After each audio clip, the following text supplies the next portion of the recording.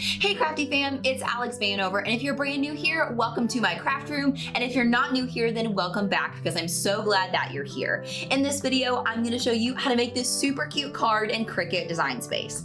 Now, I am going to be using Cricut Access for this project, and if you plan on making a lot of cards using your Cricut, I think that Access is definitely a great value for that because they have so many pre-made cards all ready for you to go, and they're so easy. I believe Cricut Access is $7.99 a month if you pay the whole price annually, or $9.99 a month if you pay it per month. So I highly recommend grabbing that if you don't already have it, because I'm going to be using it for this project. So let's jump into Design Space and get started. So to get started with our card, we're going to go to the left-hand panel and select Projects. Then you'll see that there are tons of different type of projects available in Cricut Access, but we're going to use the drop-down menu up top that says All Categories, and we're going to select Cards. This is going to show you a ton of different pre-made cards that are so gorgeous, you guys, but I want to show you how to pick one that is really helpful and some information that you need to know before you get into doing some of these pre-made projects. So I'm going to search for Floral Birthday Card because I've already selected that one. That's what I know I'm going to use. But when I click on it, here's what I want to show you guys in case you have never done this before. This page right here is going to give you so much information to choose the right card. So first, it's going to tell you its skill level. So it says it's easy and that it's going to take us less than 30 minutes, which is great. So that way you know what level you are working with, especially if you're newer to cards. And then it's going to tell you the approximate finished size of the card, which is great as well. But this is the really, really important piece right here. It's going to tell you the materials you're going to need to cut here on the left. And you need to be really mindful of that because even though you can change the colors of cardstock and stuff like that you're going to need to cut, there are some things that you need to keep in mind that may be here. For example, in case there is a print then cut piece over here on the left and you know for a fact that you don't have access to a printer, you're not going to want to do a project that requires a print then cut. So definitely make sure that you're paying attention to the materials on the left. And then on the right, it's going to be a lot of standard stuff that if you're making a card, you probably already have, like a light grit mat, a single scoring wheel, or sometimes a double scoring wheel, depending on the material, whatever your favorite adhesive is for paper. But I'm not going to use any ribbon or brads on my card because that's just not the look I'm going for. So the everything else things tend to be a little bit more optional, you know, besides the mat and the scoring wheel. I'm also going to use a different pen than the one that they recommend. But all in all, I have all the basics that I need to get started. So I highly recommend that you check this page out before you select a card. It's also going to tell you all of the information you need to know to cut and to assemble the card, which is really, really nice. So I always like to click customize on my cards because I like to change the colors of the project so that they match the cardstock that I actually have. I love putting cardstock together, but it doesn't tend to match what they actually give me in this project. So for example, over here on the right is the envelope, which I forgot to mention. I love how they always include envelopes in the project because that way you already know you have a pre-sized envelope that fits your card. So I'm going to go over here under line type. You'll see that it has multiple because this is a scoring line, and then of course it has to cut around the outside. But in the box next to that, that's where we're going to click and select a color. So we're going to, of course, select the envelope here. And under this colored box, we're going to select white because that's the color I'm going to make my envelope. So then we'll come back over here and I will leave my background pink because that's pretty close to the color that I'm going to use on this. But my little wreath is going to be a gold color. So I'm going to go to this little box under line type and I'm going to select gold for both of these pieces. That way I cut it out of the right color. And then I'm going to go down here to the bottom and this background shape that says happy birthday, I'm going to change this to light purple to match the cardstock that I have.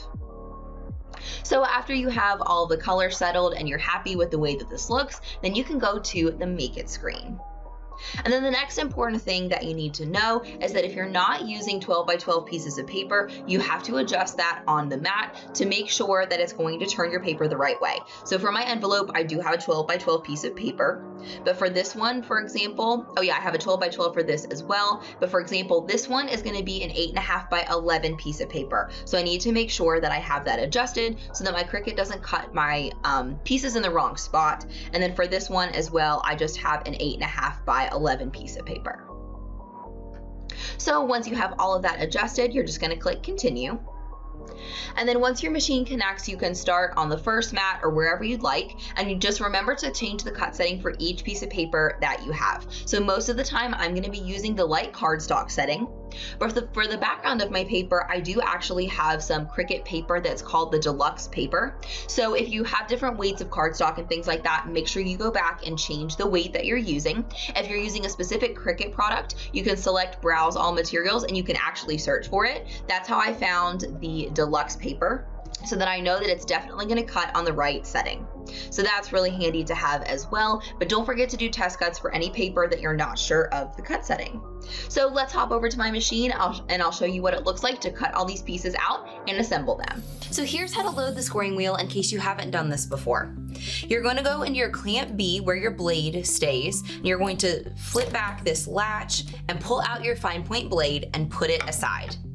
Then you're gonna take out your scoring wheel. There's gonna be a side with plastic on it and a side where the gears are visible. You wanna put the open gears toward the back of side B, and then you're just gonna close the flat black and lock it in, and then you're all set. Then you can click go.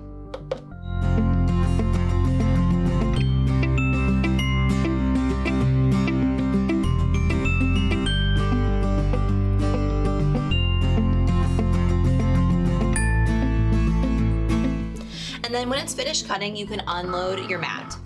But one tip that's really important to remember is that when you have cardstock on a really sticky mat, it can curl if you just pull it straight up. So the best way to get cardstock off of a mat without curling it is to flip the mat over and to actually remove the mat from the cardstock instead of the cardstock from the mat, something like this. You can also use the Cricut spatula to help you kind of pull it off if you want. But on bigger pieces like this, I just like to use my fingers. And then for scraps and things like that, of course, you can just pull it right off. No big deal.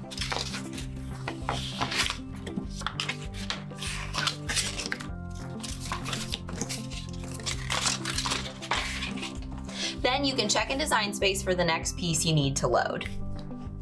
So next we're gonna load our deluxe paper, and this is what's gonna be used for the background of the card. So I'm just gonna line it up on my mat like this. And this is a score and cut combination. One thing you need to remember is anytime that you need to score and cut in the same project, they're always gonna have the scoring done first. So again, we're gonna switch out our fine point blade and add in our scoring wheel. Then you can insert your project.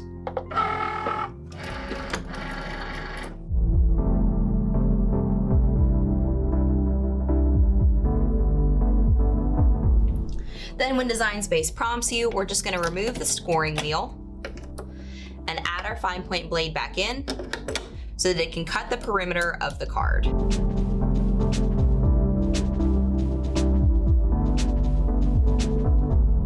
So now we'll set the outside of our card aside and we'll add our next piece. And before I insert my mat into my Cricut, I'm gonna go ahead and change my setting back to light cardstock just to make sure that I cut my paper on the right cut setting.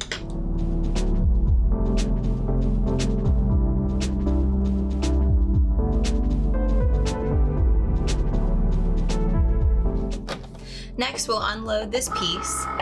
And since this is nice and fine, we're definitely gonna use the spatula to peel this up off the mat.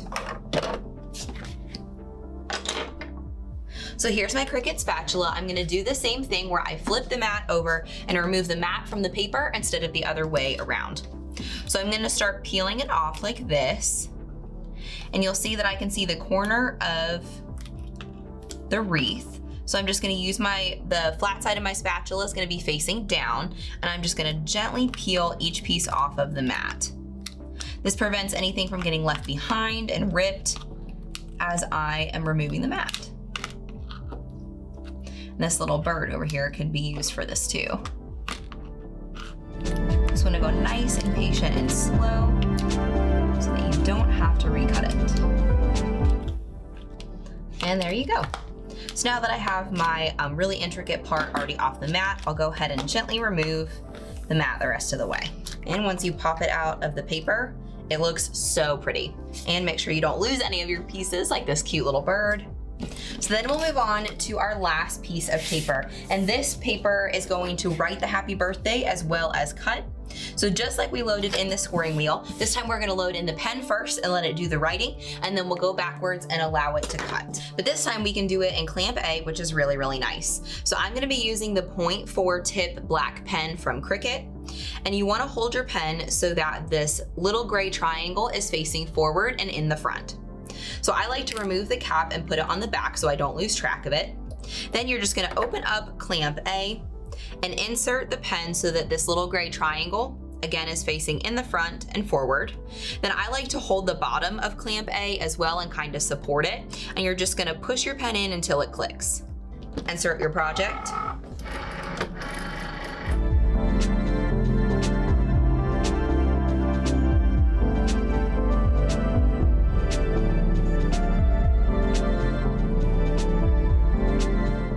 When your machine is finished writing and cutting, unload the mat, and then don't forget to remove the pen. So just open clamp A, pull it straight out. Don't forget to add the cap so that it doesn't dry out. And then we'll just remove the last piece of our card from our mat.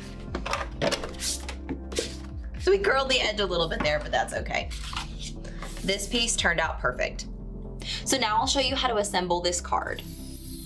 So the first thing that we're gonna do is assemble this centerpiece that's gonna go on the front of the card. Because we are gonna use some glue, it's gonna allow it some time to dry before we have to put it on the front of the card.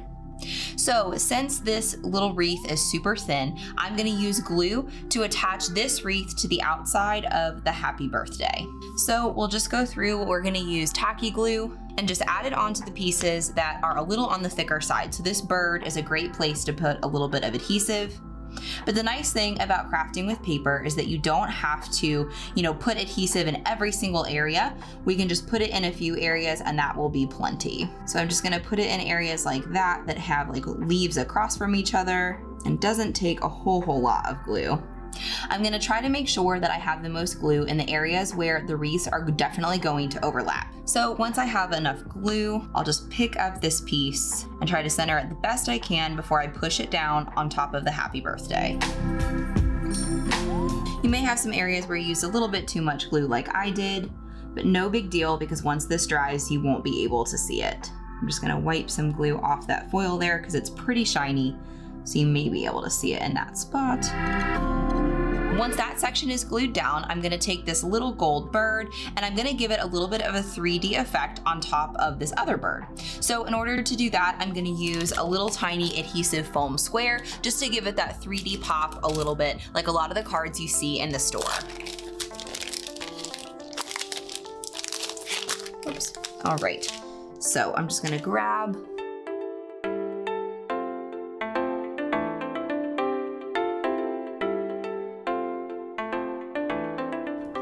and that will hold the little birds just perfect. So it gives it that really nice, really pretty 3D effect.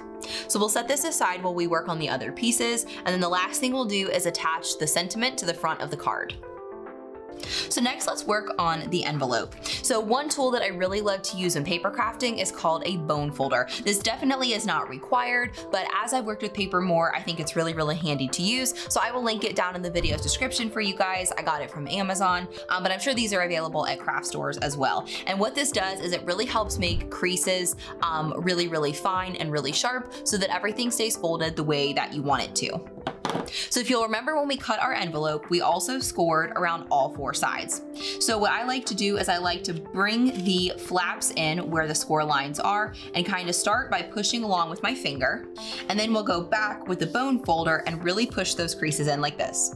And it just really does a good job of keeping the creases nice. And so we're not gonna glue these two pieces down, but we're gonna take this third envelope flap and we fold it up. We'll attach it to these other two envelope flaps to create our envelope. So I really like to use double-sided tape whenever I can. I just really like not having to wait for glue to dry and stuff like that. So I love using double-sided tape. So what I'll do is I'll pull this third flap back and I'm gonna put tape along this side and this side to keep it attached to both pieces of the envelope.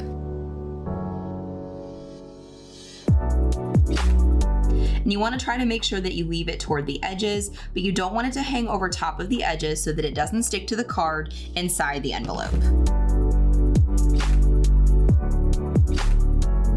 So once you have the tape where you want it, you can pull the paper off of the opposite side so that the sticky side is exposed. And then you just want to fold the other two flaps down, fold this one up, and then push it along those flaps, and you have an envelope. So obviously this is where I'm gonna put the card in at the top, but I'm still gonna go ahead and push this forward and deepen this crease. And then the way that you will either give this card or send it is we'll do the same sort of style where we'll put adhesive tape along the top, and then we'll leave the tape covering on until you're ready to actually seal the envelope.